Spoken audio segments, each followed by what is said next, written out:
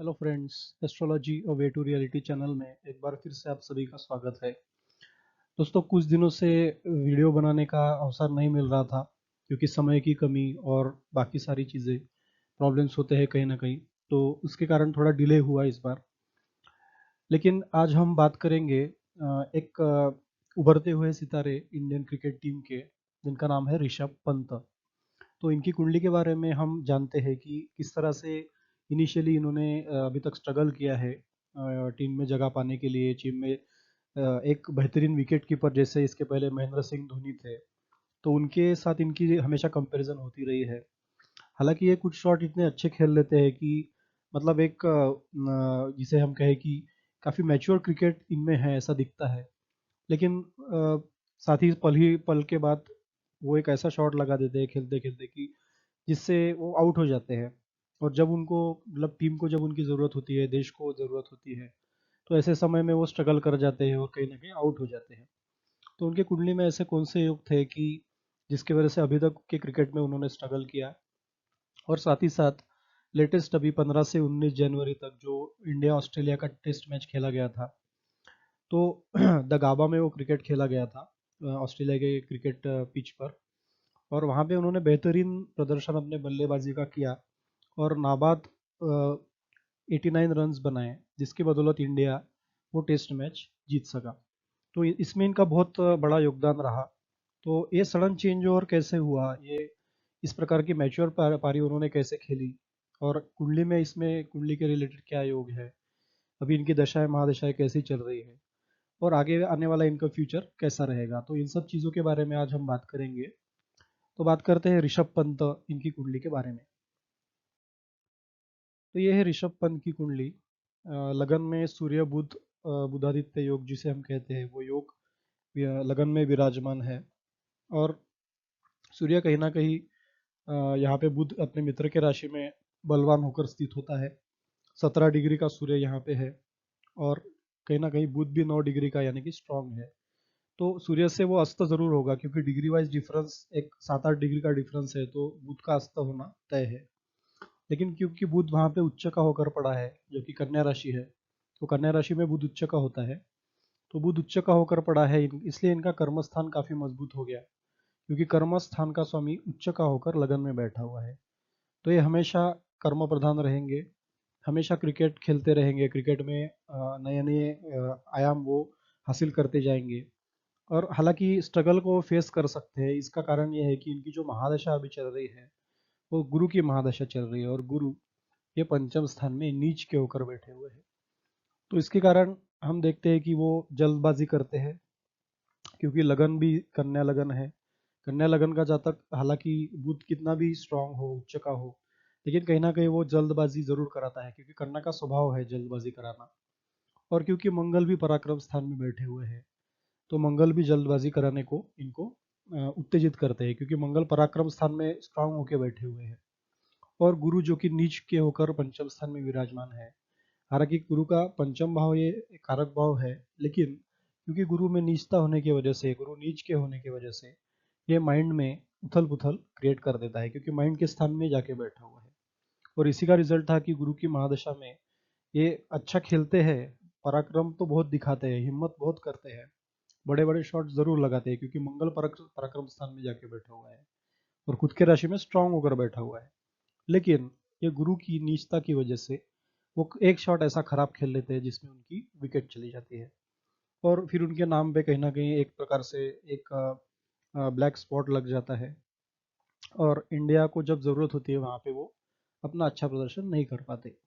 World cup में भी हमने देखा था 2019 में, जब इंडिया का मैच चल रहा था लास्ट, मतलब बड़े पारी की एक ज़रूरत थी न्यूजीलैंड के खिलाफ में, हालांकि स्कोर भी इतना बड़ा नहीं था, 249 250 का स्कोर टारगेट चाहिए था। और वहाँ पे इंडिया की 3-4 विकेट शुरू में बल्लेबाज आउट हो जाते हैं।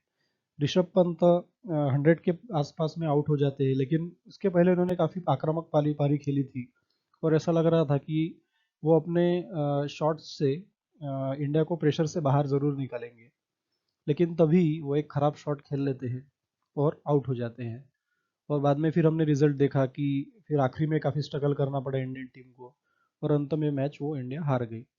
तो कहीं ना कहीं ये 50-60 रन अगर आगे बना लेते तो शायद से एक चांस था, क्योंकि रविंद्र जडेजा और आखिरी में जो पारी खेली थी महेंद्र सिंह धोनी, रविंद्र जडेजा, इन्होंने, तो इनको एक चांस मिल जाता था जो कि नहीं मिल सका। तो ये कहीं ना कहीं इन पे टाइम टू टाइम एक प्रकार से एक नाम पे क्वेश्चन मार्क लगता रहा कि ये इंडिया के लिए फ्यूचर एम एस धोनी हो सकते हैं कि नहीं। तो वही कहीं ना कहीं वो थोड़े से पिछड़ते हुए नजर आए।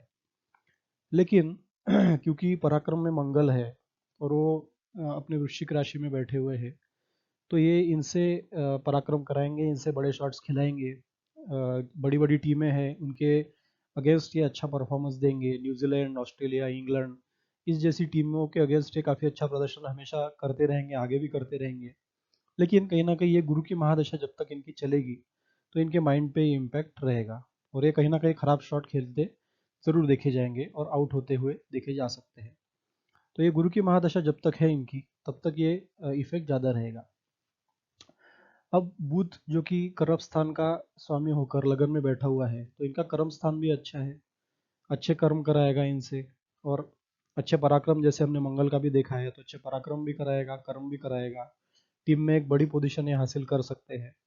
और आगे जाके ऐसा भी हो सकता है कि गुरु की महादशा के बाद में जब शनि की महादशा चलेगी, तो शनि की पोजीशन इनकी देखनी आवश्यक है। शनि सप्तम स्थान में जाकर बैठा हुआ है गुरु की राशि में, और गुरु जो है जो नीच के बैठे हुए पंचम स्थान में। तो गुरु के शनि के साथ रिलेशन सम है, और शनि की दृष्टि मतलब वो पोजीशन में लगन पे पड़ रही है, सप्तम दृष्टि। और कहीं ना कहीं ये फिर इनके पर्सनैलिटी को स्लो कर देंगे। इनके जो एक प्रकार से इनका जो करियर है उसको भी स्लो कर सकते हैं।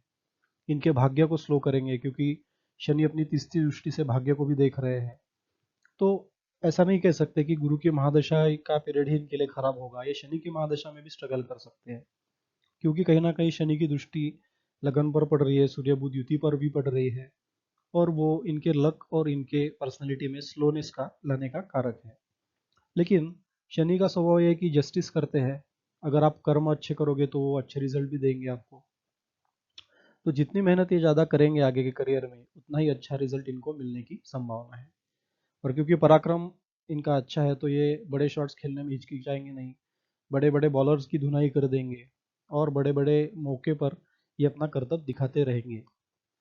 लेकिन शनि स्लोनेस इनके करियर में ला सकता है। कहीं ना कहीं ऐसी सिचुएशन आएगी कि ये करियर में बहुत अच्छा करेंगे और सडनली इनके परफॉर्मेंस में ड्रॉप आ सकता है, स्लोनेस आ सकता है। तो ऐसा पीरियड आए कि बीच में कुछ दिन इनको टीम से बाहर भी बैठना पड़े। लेकिन शनि ये न्याय के कारक है, तो अगर वो अच्छा खेलेंगे बाद में तो फिर से इनको चांस मिलेगा टीम में। तो ऐसी सिचुएशन इनके साथ हो सकती है। साथ ही साथ राहु का 12वें स्थान में बैठना एक प्रकार से ये खर्चे को, मानसिक स्ट्रेस, टेंशन को बढ़ाता है। कहीं ना कहीं हेल्थ रिलेटेड प्रॉब्लम भी दे सकता है, क्योंकि केतु भी षष्ठ स्थान में जाके बैठा हुआ है। शत्रु भी इनकी इस छवि को बिगाड़ने का प्रयत्न कर सकते हैं। तो कहीं ना कहीं ये इफेक्ट शनि के महादशा में इनको देखने को मिल सकते हैं। हो सकता है कि इनके लिए ऑप्शनल कोई विकेट कीपर का ऑप्शन भी आ जाए और इनको फिर से स्ट्रगल करना पड़े। लेकिन इनके कर्म स्थान का स्वामी उच्च का होने से और पराक्रम स्थान स्ट्रांग होने से ये बार बार अपनी एबिलिटी को प्रूव करेंगे, और बार बार जब भी ये टीम से बाहर बैठेंगे, ये फिर से लौट के टीम में आ जाएंगे अपने अच्छे परफॉर्मेंस की बदौलत। तो इस प्रकार की इनकी कुंडली है। चंद्र जो है ये द्वितीय स्थान में बैठा हुआ है, इनके वाणी को सॉफ्ट स्पोकन बनाता है। तुला राशि है इनकी, तो ये काफ़ी बैलेंस राशि होती है। तो लाइफ में ये उतार चढ़ाव होने के बाद भी पर्सनैलिटी में बैलेंस बना रहेगा, और इनकी आमदनी भी अच्छी रहेगी, आमदनी में भी बैलेंस बना रहेगा। तो इस प्रकार की कुंडली का एनालिसिस हम कर सकते हैं। साथ ही साथ इनका जो योनि है वो महिषा है, तो उसके गुण के कारण ये अपने जिस लक्ष्य को पाने की इच्छा करते हैं उसके पीछे वो पड़ जाएंगे, और जब तक लक्ष्य को हासिल नहीं करेंगे वो शांत नहीं बैठेंगे, क्योंकि महिष का स्वभाव ये होता है। साथ ही साथ वो देवगण के हैं, तो हमेशा दूसरों के बारे में सोचेंगे, सबको साथ लेके चलने की इनमें इच्छा होगी। और पाया इनका चांदी है, तो ये कहीं ना कहीं पैसे का आगमन इनको कराते रहेगा। जब कभी भी जातक का पाया चांदी या स्वर्ण होता है, तो इनकी कुंडली में पैसे का आगमन होते रहता है। और गुरु की अगर द्वितीय भाव में उपस्थिति रही तो ये करोड़पति भी इंसान को बना देता है। तो इस प्रकार से हम देख सकते हैं। अब बात करेंगे इनके दशा महादशाओं की। तो बात करते हैं उनकी दशा और महादशाओं के बारे में। जैसे कि हमने पहले भी देखा, उनकी गुरु की महादशा 2023 अगस्त तक चलेगी। और यही एक कारण है कि वो अच्छा परफॉर्मेंस देते हुए कहीं ना कहीं कुछ ऐसी गलतियां कर देंगे कि जिसकी वजह से उनको या फिर टीम को लॉस हो सकता है। और इसी का कारण रहेगा कि टीम में उनकी जो पोजीशन है उसमें क्वेश्चन मार्क लग सकता है। लेकिन ऐसे टाइम पे वो फिर से एक बार वापसी करेंगे, क्योंकि मंगल पराक्रम स्थान में बैठा हुआ है और कर्म स्थान का स्वामी बुध उच्च का होकर लगन में बैठा हुआ है। तो एक बार फिर से वो वापसी करेंगे, टीम में फिर से एक बार अपनी पोजीशन बनाएंगे। और ऐसा हो सकता है कि वो धीरे धीरे ऐसे इसमें इन चीज़ों से सीखेंगे और अच्छी पोजीशन वो अपनी बना बना सकते हैं आगे जाके, क्योंकि आगे इनकी फिर शनि की महादशा चलेगी, जो कि 2023 अगस्त के बाद 2042 तक वो चलेगी।